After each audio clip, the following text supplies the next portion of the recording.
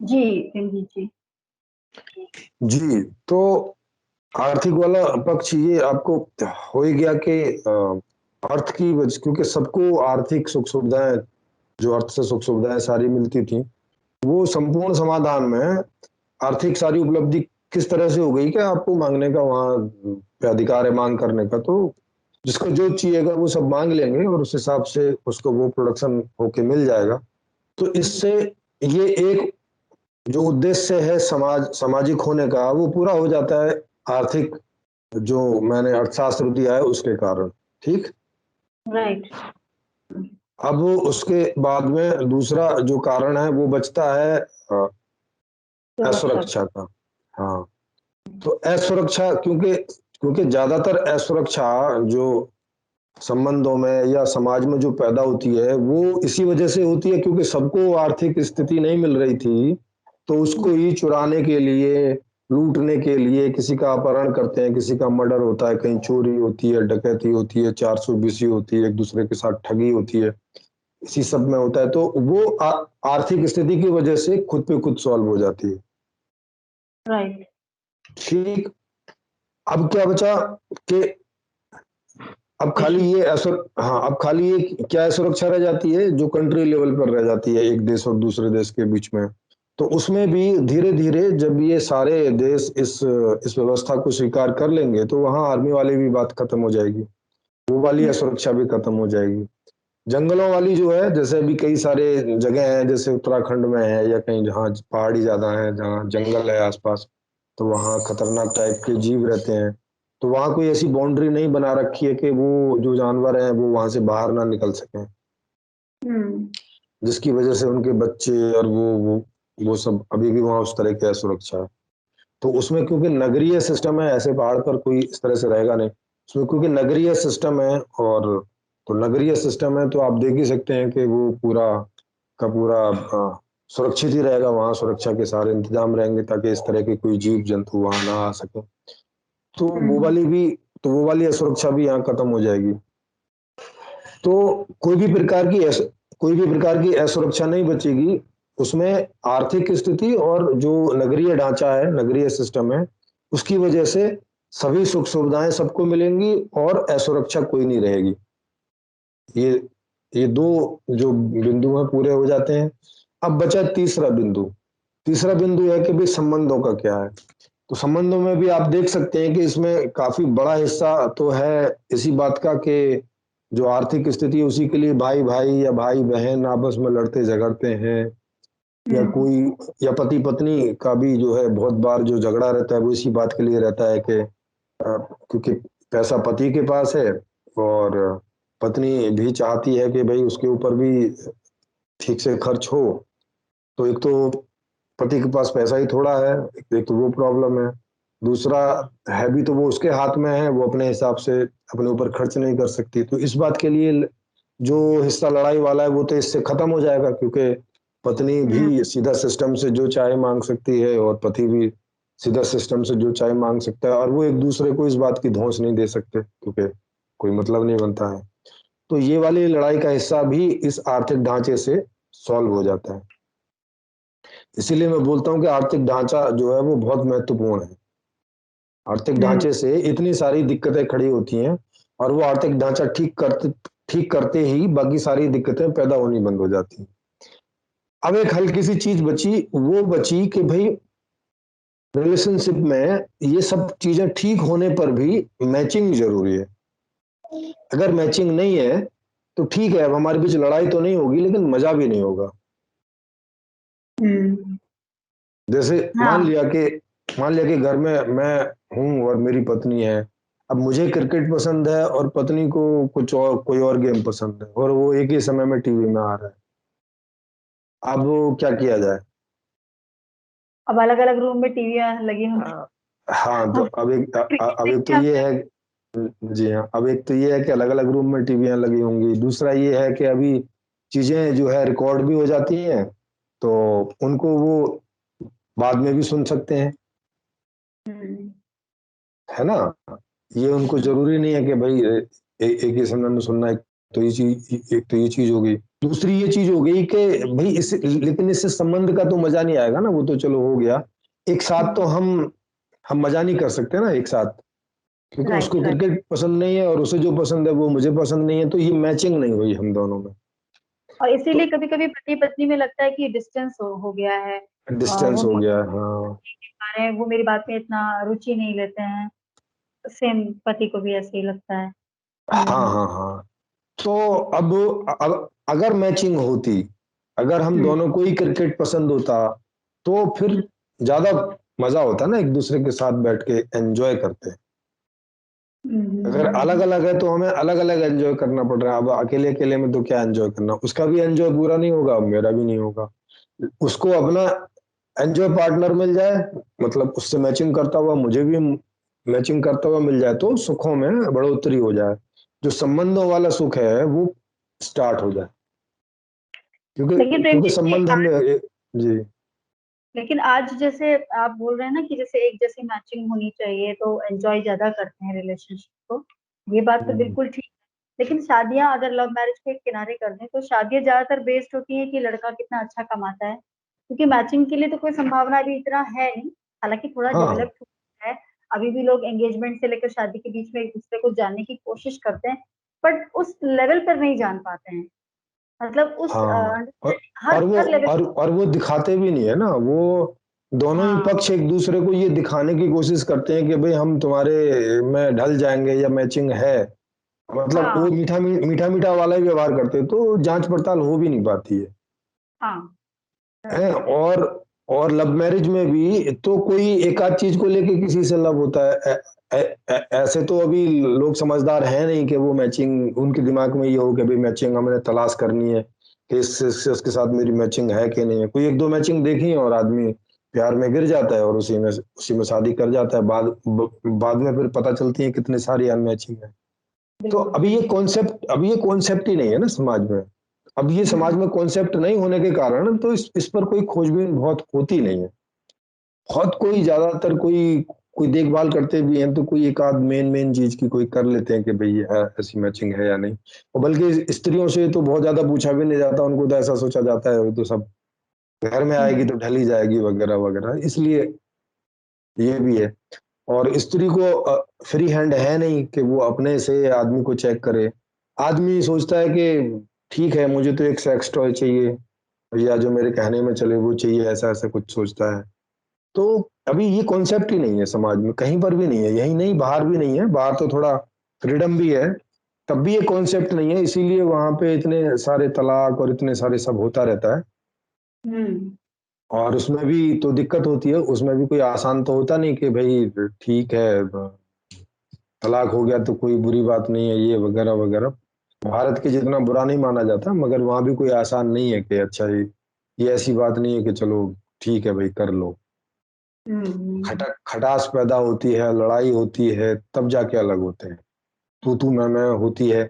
अगर ये हम्म। कॉन्सेप्ट उन्हें समझ में आ जाए कि भाई मैचिंग के बिना आपस में मजा नहीं आता, तो अगर उनको मजा नहीं आ रहा है, मैचिंग नहीं हो रही है, तो फ्रेंडली अलग हो जाएंगे ना, इस बात को समझते हुए कि भाई इसमें मेरी भी गलती नहीं है, तुम्हारी भी गलती नहीं है, इसमें बस मैचिंग नहीं है हमारी, तो कोई मतलब नहीं है एक दूसरे के साथ रहने का, या हमारी तुम्हारी केवल इन दो चीजों में, चार चीजों में, पांच चीजों में मैचिंग है, इसके लिए हम एक दूसरे के साथ जब ऐसी कोई बात हो तो उसके लिए एंजॉय करते रह सकते हैं। तो अभी ये अंडरस्टैंडिंग है नहीं। सब ऐसा ही सोचते हैं कि भाई दूसरे की गलती है जिसकी वजह से रिश्ता चल नहीं रहा है, या वो सोचता है कि इसकी गलती है, ये सोचता है कि उसकी गलती है, इस तरह से लोग सोचते हैं। और जो थर्ड पर्सन है वो सोचते हैं कि दोनों में या तो दोनों की गलती है, या तो इसकी गलती है, या तो उसकी गलती, जबकि गलती तो किसी की भी नहीं है। भाई मैचिंग नहीं है तो इसमें हम क्या कर सकें। ये अपने हम्म। हाथ में चीज नहीं है ना कि हम जबरदस्ती मैचिंग बना लें। अभी अपने हाथ में नहीं है ना कि अब मान लिया मुझे चेस पसंद है, अब जो मेरा कोई पार्टनर होगा उसको भी चेस पसंद होगा, या वो चेस को पसंद करने लग जाए, ये क्या हाथ में है उसके। लाइक्स डिसलाइक्स तो हमारे हाथ में है नहीं, वो तो हमें होती हैं। हमारी जो ये फिजिकल पर्सनैलिटी है, इस आधार पे मुझे क्या चीज पसंद आएगी इस बात के लिए मैं उत्तरदायी नहीं हूँ, ये मेरी बॉडी कंपोजिशन उत्तरदायी है। हम्म। और ये मुझे बाई चांस मिलती है, जन्म से मिलती है। बाई चांस मिलती है, इसके लिए कोई उत्तरदायी नहीं है, ना माता पिता उत्तरदायी ना कोई है, क्योंकि वो दोनों सेक्स करते हैं और उसमें जितनी पॉसिबिलिटीज हैं उनमें से एक पॉसिबिलिटी के रूप में बच्चा पैदा हो जाता है। तो अब वो उस पॉसिबिलिटी के लिए ना माता पिता जिम्मेवार हैं, ना ना वो बच्चा जिम्मेवार है, ना कोई और जिम्मेवार है। तो ये ऐसे समझो बाई नेचर चीज आ रही है, तो और इसमें हम कुछ नहीं कर सकते, और इसमें कुछ खराबी भी नहीं है भाई। हर आदमी की कोई ना कोई तो लाइक्स और डिसलाइक्स होंगी ही। अब हम्म। लोग बोलें कि ठीक है, कल को साइंस को हम पैदा करके सबकी लाइक्स एंड डिसलाइक्स एक जैसी बना देंगे, नहीं फिर तो बहुत गड़बड़ हो जाएगी, फिर सब या तो डॉक्टर ही बनेंगे, फिर या सब इंजीनियर बनेंगे, फिर बाकी दूसरे काम कौन करेगा? तो हाँ, तो हमें वैरायटी भी चाहिए। हम्म। तो अगर अगर हम इसकी साइंस जान भी जाएंगे तब भी हमें वैरायटी पैदा ही करनी पड़ेगी। राइट। तो उससे अच्छा क्या है कि साइंस जान के, उससे अच्छा ये है कि हम मैचिंग पार्टनर ढूंढ सकें। इस बात की खोज होनी चाहिए, इस बात के ऊपर काम होना चाहिए। मेन बात ये है। हम्म। और अब इमली जी, मैचिंग जब नहीं होती है और लोग रिलेशनशिप से अलग होने की कोशिश करते हैं, चाहे वो पति पत्नी हो, चाहे वो घर में अगर जॉइंट फैमिली है तो बड़े लोग प्रॉपर्टी का डिवीजन करने की सोचते हैं, ये सारी चीजें जो होना शुरू होती हैं, हम्म। इसका कारण तो समझ में आ रहा है कि अर्थशास्त्री हम्म। है ना, जो आपने जी जी, बिल्कुल अर्थशास्त्र में। ठीक किया है ना। तो वो एक प्रॉब्लम तो सॉर्ट आउट हो गई कि आपने अर्थशास्त्र ऐसा कर दिया कि अब एक दूसरे पे डिपेंडेंट नहीं, अगर नई मैचिंग हो रही तो अलग हो सकता है, लेकिन हाँ, अभी तो नई इजीली अलग मैचिंग हो हो रही सकते है, हो। अभी की व्यवस्था में मैचिंग नहीं हो रही है, फिर भी लोग और मतलब मजबूर हैं, खासकर महिलाएं मजबूर हैं कि पुरुष के जी जी। साथ रहना ही रहना, तो उससे हाँ और हाँ, भी प्रॉब्लम क्रिएट हो रही हैं। बिल्कुल बिल्कुल। जी। तो हम्म। ये सारी दिक्कतें हैं। तो इसमें मुख्य तो प्रॉब्लम है आर्थिक, जो सुरक्षा के लिए और सुख सुविधाओं के लिए और काफी कुछ हद तक संबंधों के लिए उत्तरदायी है। हाँ। माने माने आपकी मैचिंग हो भी जाएगी, और अगर आर्थिक स्थिति ठीक नहीं है तो तब भी झगड़े होंगे ना, कई बातों के लिए। बिल्कुल। तो उतना वाला हिस्सा जो है ये है। अब ये मैचिंग वाले के लिए संपूर्ण समाधान में क्या है कि उसमें एक सॉफ्टवेयर बना होगा, और चूंकि आर्थिक जो इंडिपेंडेंसी है उसकी वजह से अब कोई, और ये बात इस ज्ञान की वजह से कि हमें मैचिंग पार्टनर ढूंढना है, इस अवेयरनेस की वजह से, इस ज्ञान की वजह से सब लोग ईमानदारी से अपना प्रोफाइल उसमें भरेंगे कंप्यूटर में। मतलब आज जो प्रोफाइल मैट्रिमोनियल चलते हैं उसमें ईमानदारी से भरेंगे तो फिर ऑफर्स ही नहीं आएंगे। हाँ, ऑफर से नहीं आएंगे, मतलब उन लोगों के लिए जो जो गरीब हैं या जिनमें कोई प्रॉब्लम है, उन लोगों के लिए नहीं हाँ। आएंगे। बाकी के लिए तो आ सकते हैं, तो वो तो 10% है, तो उनको होता है। वो भी नहीं ठीक से पूरी तरह से शो करते हैं, क्योंकि उनमें भी तो कई वर्ग है ना, उस 10% में भी कई वर्ग हैं। वो चाहता है कि थोड़ा अपर वर्ग की जो है, ज्यादा अमीर लड़की मिले या ज्यादा अमीर लड़का मिले, ऐसे करके।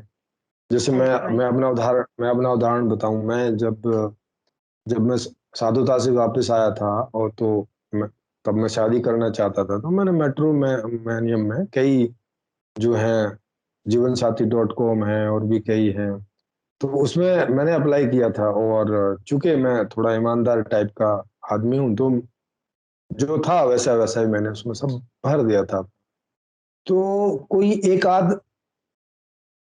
आध ऑप्शन आ रहा था जो मेरे साथ मैच नहीं खा रहा था, नहीं तो कोई ऑप्शन ही नहीं आ रहा था। और मैं उसमें ढूंढ रहा था, जैसे उसमें ढूंढते हैं कभी अपना मैचिंग देखो, तो उसमें कई ऐसी मैचिंग भी आ रही थी कि एक मुझे याद है, कोई बॉम्बे की महिला थी, और वो अब सही और झूठ का तो मालूम नहीं, मगर उसको सही माने तो मैं बताऊं, उसमें वो काफी अच्छी इनकम कर रही थी, कोई बिजनेस वूमेन थी। और मेरे ख्याल है उस समय में, माने ये 11-12 की बात है, 10-11-12 की, अच्छा दो अच्छा। हजार दस ग्यारह बारह की, हाँ।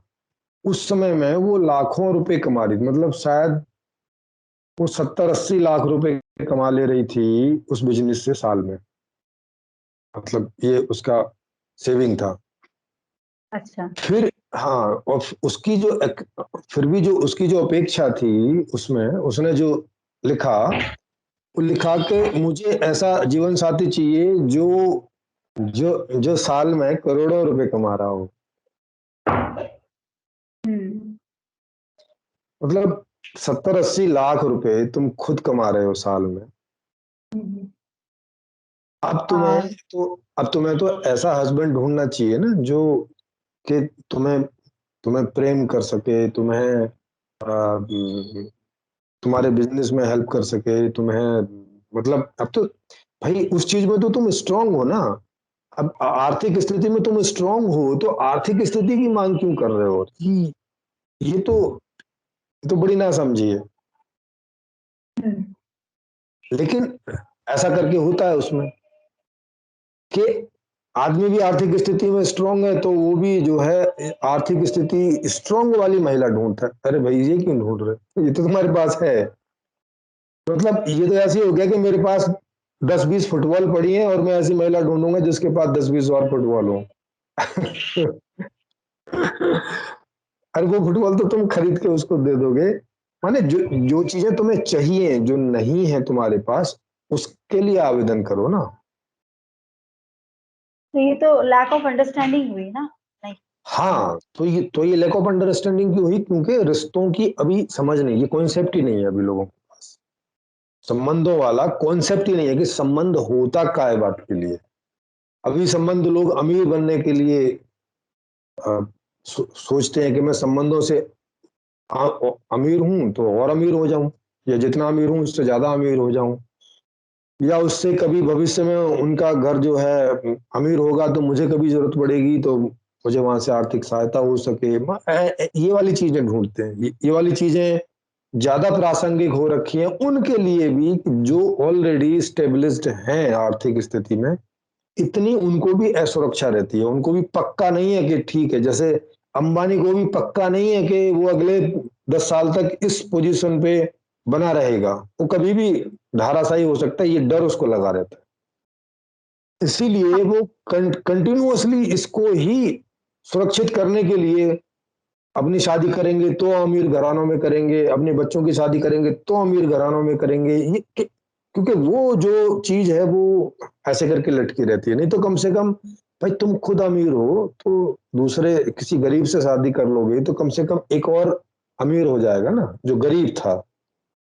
दो अमीरों ने शादी करी तो क्या फर्क पड़ा, तुम तो दोनों ही अमीर थे। लेकिन ये कॉन्सेप्ट है नहीं उनमें अभी उस तरह से, क्योंकि उनकी अपनी इनसिक्योरिटी ऐसी है कि पहले अपने आप को सिक्योर करें कि दूसरे को करें। तो अमीर होने के बावजूद भी अब जैसे अंबानी का भाई है जो जो मुकेश अंबानी। जो छो हाँ जो छोटे वाला है, अब वो तो उसकी हालत तो बहुत पतली हो रखी है, वो तो बहुत कर्जे में है। तो कब कब अमीर आदमी कब गड्ढे में गिर जाएगा उसकी भी कोई कोई बहुत सिक्योरिटी नहीं है। तो उस वजह से क्या होता है कि सब लोग जो है वो इसी मुद्दे पर केंद्रित रहते हैं। और जैसा कि मैंने बताया कि अर्थ जो है वो जड़ है हर चीज की। तो ऐसा नहीं है कि वो कोई गलती कर रहे हैं ऐसा करके। हुँ, ये बात उनको भी समझ में आती है कि अगर अर्थ स्ट्रांग होगा तो बाकी तो देख लेंगे।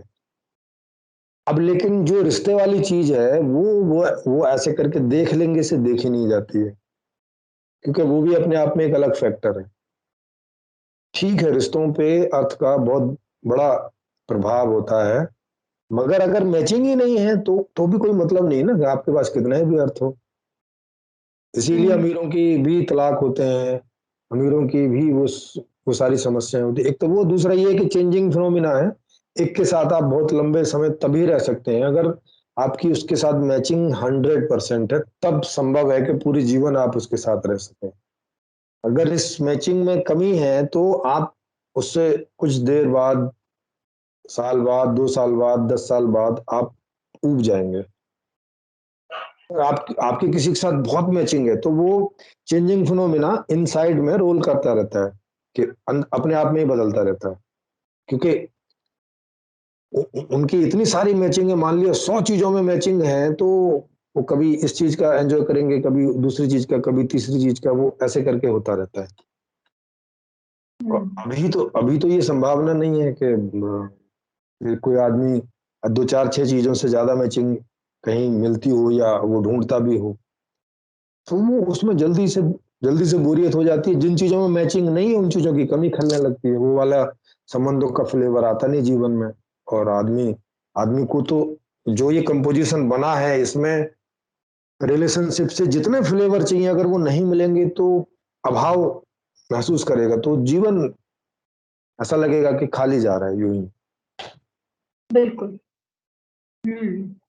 तो सभी इसलिए आपस में हाँ लड़ते हैं तो वो हमेशा शिकायत करते हैं कि इतने साल हमने हाँ, निकाल दिए, हमने एडजस्ट किया। क्योंकि ज्यादातर देखा गया है कि जो हमारे जो माता पिता या जो बुजुर्ग लोग थे वो काफी काफी साल तक मतलब एक ही हस्बैंड के साथ और एक ही वाइफ के साथ वो पूरी जिंदगी निकाल ले जाते हैं, अगर मतलब देखा जाए दूर से। लेकिन जैसे मैं अपनी माता पिता की बात करूं या आसपास के लोगों से बात करूं तो कहीं ना कहीं वो कंप्लेन करते हैं, वो कहते हैं कि हमने एडजस्ट किया, यहाँ पे मैचिंग नहीं थी, यहाँ पे मेरे अच्छा, विचार नहीं मिलते थे, मतलब मैचिंग नहीं थी, लेकिन फिर भी एडजस्ट किया। और उसका एक सीधा सा कारण नजर नजर आता है कि महिलाएं इसलिए करती हैं क्योंकि वो इंडिपेंडेंट नहीं होती, और हम्म, कुछ एथिक्स कुछ कल्चरल प्रॉब्लम भी होता है कि ऐसे जी बताया जी जाता है, और फिर लीगल इतने इश्यूज है ही हैं। तो हर जगह अर्थशास्त्र का तो रोल दिखाई दे रहा है कि जी अर्थ जो है जी जड़ पकड़े हुए है। इस वजह से कई संबंध जो है ऐसे दिखाई देते हैं कि वो बने हुए हैं बिना मैचिंग के जी भी। जी जी जी जी। तो ये तीन चीजें हैं जिनके लिए कोई भी आदमी सामाजिक होना चाहता है या समाज की संरचना को करता है और उसे स्वीकार करता है। हम्म। कई सारी कमियां होने पर भी सामाजिक स्ट्रक्चर में फिर भी वो समाज में ही रहना चाहता है, अकेले नहीं रहना चाहता। तो जो ये चीजें, दूसरा ये है कि भाई सारी सुख सुविधाएं समाज के लेवल पर ही पैदा हो सकती हैं। बड़ी बड़ी जो चीजें हैं वो बड़ी कंपनियां हैं, बड़ी खोजें हैं, बड़ी ये सब चीजें ये तभी हो सकती हैं जब सामाजिक लेवल पर उसका पूरा का पूरा मैनेजमेंट हो, सब हो। व्यक्तिगत लेवल पर बहुत छोटी उसमें हो सकती हैं, क्वालिटी और क्वांटिटी में वो बहुत बड़ा है, बहुत बड़े उसके लिए नहीं जा सकते। तो सामाजिक आदमी इसलिए होना चाहता है, तो सामाजिक जब इसलिए होना चाहते हैं तो सीधी सी बात है, तो सामाजिक ढांचा भी तो ऐसा होना चाहिए ना। तो अगर सामाजिक ढांचा ऐसा नहीं होगा, समाज के सिद्धांत ऐसे नहीं होंगे, अभी तो जो समाज के सिद्धांत बने हुए हैं वो बहुत सही नहीं है। हम्म। अभी समाज के सिद्धांतों में अधिकार पर कम और कर्तव्यों पर ज्यादा जोर है। हम्म। इसीलिए नैतिकता और ये सब चीजों की दुहाई समाज शास्त्र देता है। जबकि समाज शास्त्र का मतलब इसलिए नहीं है कि आदमी कोई वहां कर्तव्य करने के लिए जा रहा है।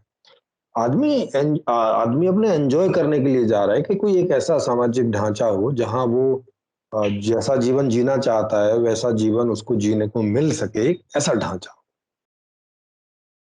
लेकिन अभी तक ऐसे ऐसे कोई ढांचे हुए नहीं, अभी तक यही हुए हैं कि भैया यहाँ अधिकार और कर्तव्य है, आप इतना इतना कर्तव्य करोगे तो आपको इतना इतना अधिकार मिलेगा, आप नहीं करोगे तो आपको नहीं मिलेगा, ऐसा करके सब सिस्टम रहता है। हम्म। और बहुत खोज खबर होती नहीं है कि ये आदमी क्या करना चाहता है, इसकी क्या रुचियां हैं वगैरह वगैरह।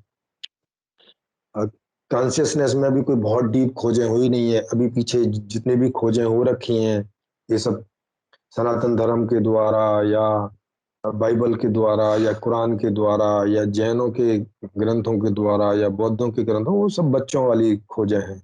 उसमें अभी कोई डीपनेस नहीं है उसमें, उसमें ज्यादातर बातें गलत हैं। तो हम्म। उस तो वो जो चीज, और वो स्वाभाविक ही था क्योंकि कोई एजुकेशन स्ट्रक्चर था नहीं, पीछे कोई साइंस थी नहीं, ज्ञान विज्ञान कुछ था नहीं।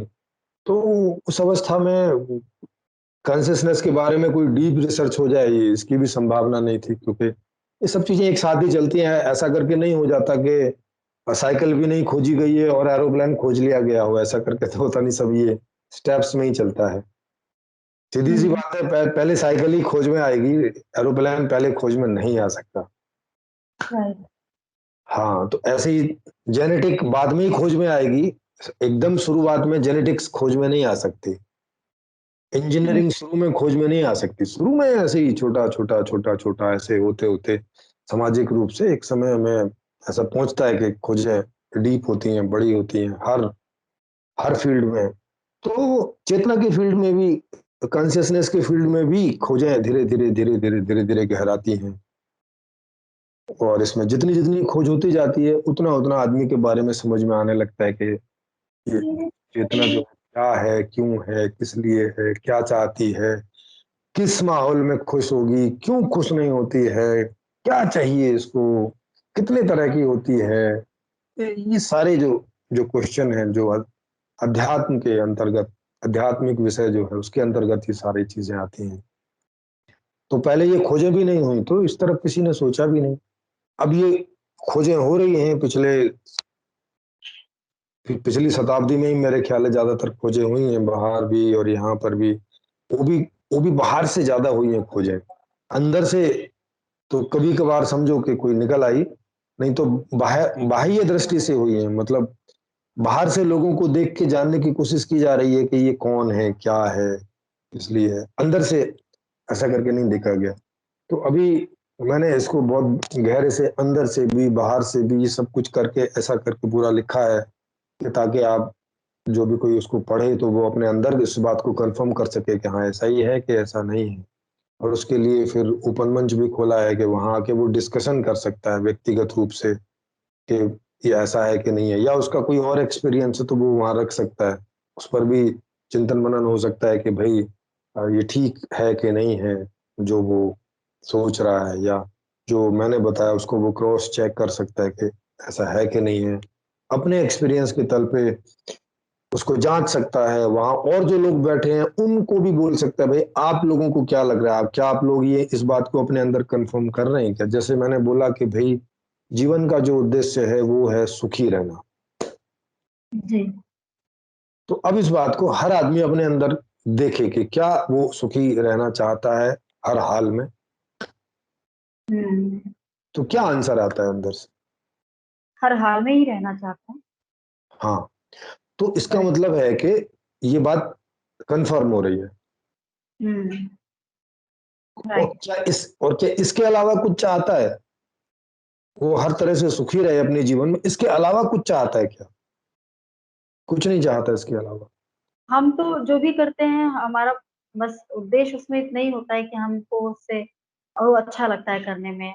कोई भी चीज़ हम चाहते हैं अपने माता-पिता से या समाज से और कुछ भी एजुकेशन हो या खाने-पीने का सामान हो या लग्ज़री हो, ये सब सुखी होने हेतु ही हमारा एक एम होता है। और मैंने जो अभी ऑब्ज़र्व किया कि जब हमको ये सब चीज़ें ऐसे नहीं मिलती हैं जिस तरीके से हम चाहते हैं, ईज़िली नहीं मिलती हैं, तभी हम परेशान होते हैं, तभी हम दुखी होते हैं, तभी हम तमाम तरीके के प्रकरण इस्तेमाल भी करते हैं, जैसे चोरी कर लिया या हेरा-फेरी कर लिया या आज टेक्नोलॉजिकली एडवांस हो गए हैं, तो हैकिंग कर लिया। मतलब तमाम-तमाम तरीके अपना रहे हैं, अपने आप को सशक्त करने के लिए आर्थिक रूप से जी हाँ। और उसमें भी असुरक्षित ही हैं। हो भी जाते हैं, उसमें असुरक्षा वहीं की वहीं बनी रहती है। कहीं कोई पैसा ना ले जाए, कहीं कोई हमारा किडनैपिंग ना कर ले, पैसा ज़्यादा हो जाता है तो और हुँ, वो पैसा मेंटेन भी रहे, उसकी भी साथ में साथ बनी है। तो ये सारी चीज़ें जो हैं प्रेमजी जी आपने जो संपूर्ण जीवन दर्शन में चेतना के बारे में बताया है, कि वो अंदर से क्या है और उसका जो ये आपने जो उद्देश्य दिया है कि जीवन का उद्देश्य क्या होना है, ये क्यों है? और ये कैसे हम इसको चेक कर सकते हैं कि अंदर से हम कैसे सोचते हैं, कैस और जो हमारा जो बाहर का व्यवहार है, वो किस तरीके से इसमें जो है तालमेल है, ये आपने बहुत अच्छे से एक्सप्लेन किया है। तो मैं सभी से रिक्वेस्ट करूँगी कि लिंक भी दिया हुआ है संपूर्ण जीवन दर्शन का, जिसको अध्यात्म में रुचि हो और जो जानना चाहता हूँ कि चेतनता जो चेतना है या जो मैं है या जो अहंकार है या हम हैं, हम ऐसा सोचते क्यों हैं? क्या उसके कारण हैं? तो पूरा डिटेल में आपने उसमें एक्सप्लेन किया हुआ है। और पिंकी जी यही आधार बना आपका संपूर्ण समाधान को खोजने का, सबके जी, समक्ष रखने का। क्योंकि इस बात का आपने ध्यान रखा कि हमारा जो हम जो भी कुछ करते हैं, हम सभी लोग पूरे ये तो एक ग्लोबल कॉन्सेप्ट है आपका, उसके पीछे का हमारे पास सिर्फ़ एकमात्र उद्देश्य होता है सुखी होना। और जो दुःख के कारण बने हुए हैं, उन कारणों को आपने हटा ही दिया है, उन कारण का आपने निवारण कर ही दिया है। तो सभी लोग इस पुस्तक को भी एंजॉय कर सकते हैं, समझ सकते हैं कि प्रेमजीत जी की जो खोज रही है, जो पूरा आधार है वो यही है, चेतनता, और जीवन का उद्देश्य जो है सुखी होना है। तो संपूर्ण जीवन दर्शन को आप पढ़ सकते हैं, फ्री में इसको डाउनलोड कर सकते तो अभी अगले उसमें हम ये ले सकते हैं कि जैसे अभी लोग बोलते हैं कि भाई इच्छाओं को कम करो या इच्छा ना करो, ऐसे कई उसमें तो अब हम लोग ये ले सकते हैं कि इच्छा जो है वो कितनी महत्वपूर्ण चीज है और हर चीज इच्छा से शुरू होती है। अगर इच्छाओं पर ही इस प्रकार की रोक लगाने की बात जो समाज या समाज के कुछ मूर्धन्य लोग करते हैं हैं। साधु, मूर्धन, हाँ मूर्धन्य, मूर्धन्य नहीं मूर्धन्य, MOOR, मूर ना, मूर्धन। हाँ मूर्धन्य, हाँ, तो ये ले लेते हैं कि मूर्धन्य। इच्छाएं अनलिमिटेड है और इंसान इच्छाएं बहुत करता है, उसको अपनी इच्छाओं को सीमित रखना चाहिए। और जी जी जी। तो इच्छाएं अनलिमिटेड वाला ही ले सकते हैं ना। हाँ, तो इस टॉपिक पर अगला वीडियो हम लोग रख सकते हैं कि इच्छाओं का क्या ज्ञान विज्ञान है और उसका हमारे जीवन में क्या स्थान है। क्या हमें वो घटानी चाहिए, क्या बढ़ानी चाहिए, कि क्या करना चाहिए, क्या नहीं करना चाहिए। तो इच्छाओं के मामले में जो है वो अगला वाला टॉपिक रहेगा। इच्छाओं के परस्पेक्टिव से इस पूरे जीवन को देखेंगे और इस पूरी व्यवस्था को जी, देखेंगे। ठीक है, फिर आप सभी का धन्यवाद। नमस्कार। जी जी जी, नमस्कार।